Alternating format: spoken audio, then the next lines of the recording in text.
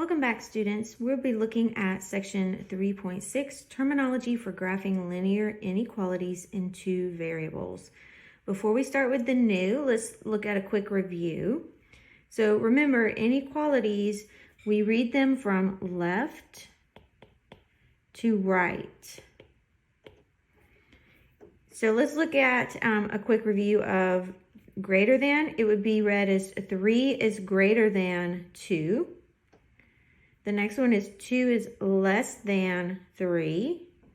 We have 5 is greater than or equal to 1. And remember, the or means as long as it fits one of those, then it's true.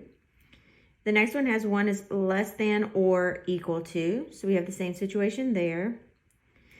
Next one is 9 equals 9. Y'all know the equal sign. That's not new. And then just as a quick reminder, the equal sign with the slash through it is not equal to. I wanted to go through that just because we're going to be graphing inequalities and I wanted to remind you on how to read them.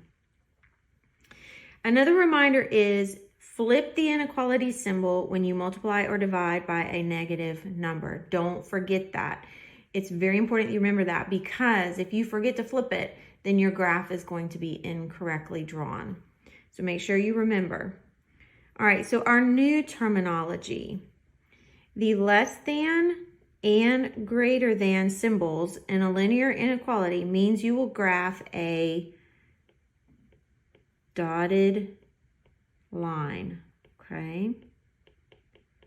And the reason is because it's saying the numbers on that line are not included in your solution set, but it's a reference point to help you label where those solutions start, okay? Our next new terminology is that less than or equal to and greater than or equal to symbols in a linear inequality means you will graph a solid line. So this is important to remember. If you don't have the or equal to with the symbol, you're going to have a dotted line. If you do have the or equal to with the symbol, you have a solid line because that's saying those solutions do include the coordinates on the line. The line is included in your solution set. All right, so let's just fill in this little box here so it's a little bit clearer what it'll look like. So less than and greater than, you're going to have that dotted line. All right, less than or equal to and greater than or equal to, you're going to have a solid line. All right, differences between graphing linear equations and linear inequalities. So linear equations has an equal sign only. All graphing has a solid line when you have an equal sign. We do not have any dotted lines, okay? So if you have an equal sign, then you're gonna have a solid line. You'll never have a dotted line. In linear inequalities, it has less than, greater than, less than or equal to, greater than or equal to in the symbols. Graphing can have either a dotted line or a solid line. And it always has shading. And we'll get into what I mean by that in just a minute. But these are the differences between linear equations and linear inequalities. The reason I included this is because a lot of times students say, when do I shade? I don't know when I'm supposed to shade. Am I supposed to shade here or am I supposed to shade here? The way you know is that if you have an inequality symbol, you will always have shading. If you have an equal symbol, you won't have shading, okay? Let's look at the next one. Graphing a linear inequality using x and y intercepts or slope-intercept form. So let's look at our examples. You'll notice I have way number 1 and way number 2. I'm going to show you two different ways that you can go about solving this, and we should end up with the exact same line with the exact same shading. So let's start with way number 1. The first thing I'm going to do is I'm going to work towards getting y by itself. I'm going to subtract 2x from both sides. I get 0 plus 3y is less than or equal to negative 2x plus 6. Rewrite that. Now I need to divide everything by this 3 to get the y by itself. And I get y is less than or equal to negative 2/3 x plus 2. This is my equation here that I'm going to graph. Now remember, the 2 is our starting point, okay? So I'm going to go up 0, 2. That's our first plot. Now I'm going to use my slope. I'm going to come over here to the side and just rewrite my slope for a second. I have a negative 2, so that tells me my rise is going to go down, and I have a positive 3, so my run is going to go to the right. So I'm going to go down 2, to the right 3, and I have my second coordinate. Now I need to look at my inequality symbol to figure out, do I have a solid line or do I have a dotted line? I have the less than or equal to. It includes the or equal to, so that means I have a solid line. So let's draw that. All right, so we have our line plotted, but now we need to figure out where the shading goes. So remember, when you have an inequality, you're going to have shading. And the reason is because you have more solutions than the line. There's going to be one side of the line or the other on the graph that are possible solutions for this equation as well, not just the line. So what I need to do is most of the time, you're going to use this coordinate, 0, 0, and plug it in and see if your statement is true. And what I mean by that is I'm going to take our original equation, original inequality, and I plug 0 in for my variables.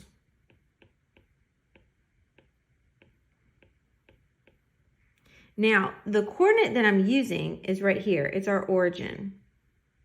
So the reason I'm doing this is I'm trying to see if this coordinate is a solution to our inequality. If it is a solution, a true solution, then our shading will be on the same side as that coordinate. If it's not a true solution, then our shading will be on the opposite side of that line as a solution. So let's see. 2 times 0 is 0, plus 3 times 0, which is 0, and then less than 6. So 0 is less than 6. Is 0 less than 6? Yes, it is. This is a true statement. So that tells me that I am going to shade on the same side as that coordinate that I used. This is where if you have highlighters or colored pencils, it comes in handy because then you can use those to shade. Later on when you get to, I believe it's section 4.5, you'll have multiple areas of shading. So it's helpful to have different colors when you're doing this type of problem. So I'm going to go ahead and highlight in here. And what that's indicating is that the line and any coordinate on this side of the line is a part of our solution set. All right. So now let's look at way number 2. So I'm going to look at, well, the first thing I need to do is get my y by itself. So I'm going to go through that real quick. It's the same problem. So I'm just going to write that super quick here. 0 plus 3y is less than or equal to negative 2x plus 6. All right, I'm going to divide everything by 3 like we did before. I get y is less than or equal to negative 2/3 x plus 2. All right, so this, again, same thing, same line. All right, I'm going to go ahead and plot it. I had, let's see here, my slope brought me to here, and then draw my line real quick. Okay, first time I did that, it was better, but you get the idea. All right, so the second way that we can look at this for our shading is I'm gonna just look at what it says about y in comparison to our line. So the information that's on the right-hand side, that's our line. The y is on the left-hand side. So that tells me that all my solutions of y must be less than or equal to that line. Well, where is y less than that line? Y is less than that line right here, okay? Y is greater than the line is up here. So these y values are not going to be included because it said y must be less than or equal to that line. So let me move these. All right, so that tells me, just by looking at my equation, that my shading is going to be on this side.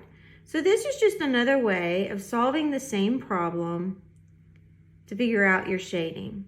You can use either way. Both work. You just have to figure out which one makes the most sense to you. Whether it's way number one, where you plug in a coordinate to see if it actually is a solution. And most often we use 0, 0. It's the easiest one. Occasionally we'll have to use a different one, and I'll have a couple of examples like that. Or you can look at way number two, where you look at what it says about y. Whether y is less than or equal to, y is greater than or equal to, that will determine where your shading goes.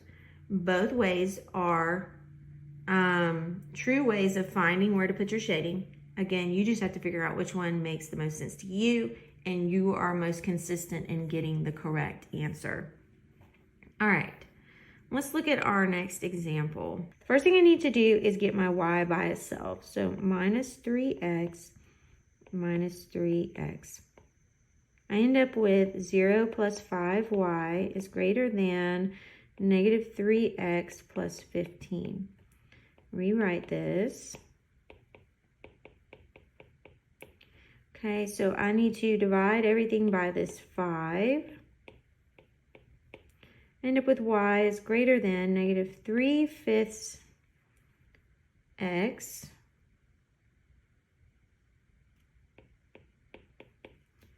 plus 3. And this is my inequality that I'm going to use to plot my line.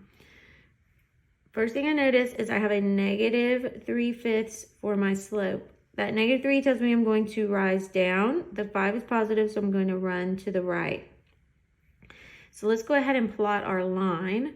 Let's see. Our starting point is 0, 3. I'm going to go down 3 from there and then run 5. All right, before I plot my line, I need to look at my inequality symbol because it tells me whether it's solid or dotted. I have a greater than, but not a greater than or equal to. So I'm going to have a dotted line connecting. And what this indicates is that the solutions are not included on this line. This line is just kind of like a barrier to give us a framing of where our solutions are located. Now let's do the second part where we figure out where our shading needs to go. Again, I'm going to use the coordinate 0, 0 just because it's the easiest to solve with, and that's right there. So we need to figure out if that is a solution or not because that'll tell us where our shading goes.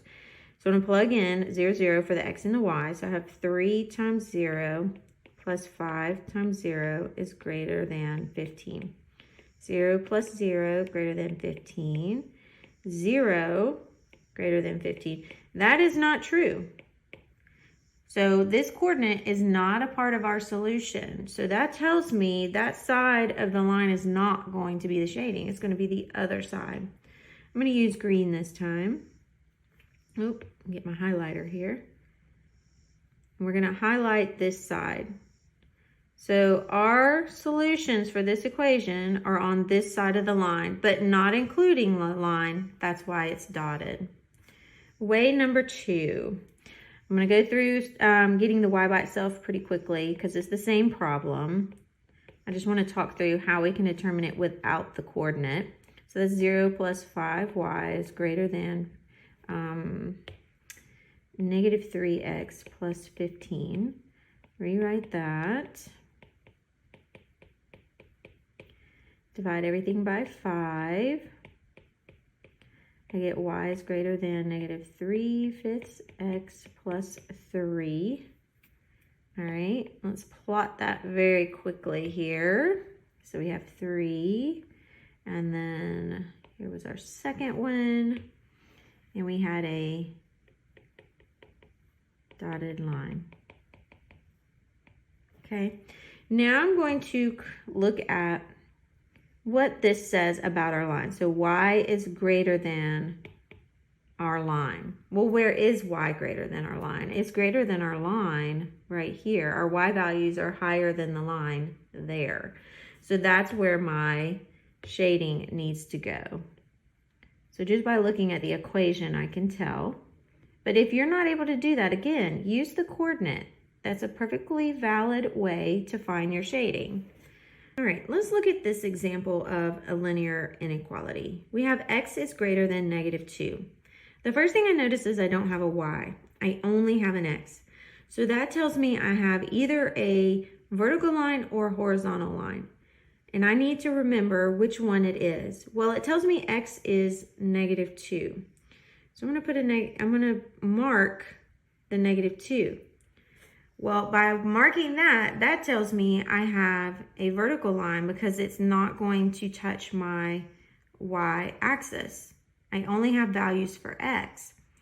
The other thing I notice is that I have an inequality that's just greater than. It's not greater than or equal to. So I'm going to have a dotted line, a dotted vertical line right at the location of negative 2. My y value can change, but my x value will always be negative 2, so I have a vertical line. Now we need to look at our shading because it's an inequality and I need to know where to shade. I'm going to use again the coordinate 0, 0, the origin, and I'm going to plug 0 in for my x. Is 0 greater than negative 2? Yes, it is. So that tells me I'm going to have my shading on the side with that coordinate. So let me get my highlighter here and let's shade blue this time. So everything on this side is a solution. Not the line, that's just our fence, okay?